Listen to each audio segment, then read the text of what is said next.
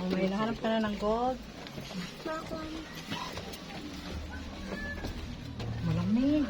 Guli na, malamig dat. Ito yung trabaho ni daddy dati, mining anak. Nagmamine si daddy dati. Sinadya niya. Ay, sabi lang tayo, exit agad. Ay, saan? Dito na, exit na. At ikot na pala siya. Yesterday. Yesterday lang mo, akala ko mahaba ang tunnel.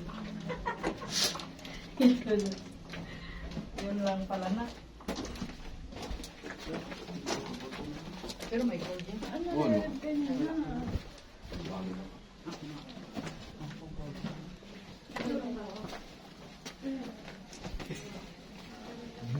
Akala ko mahaba. Ayan, naikot na balahan.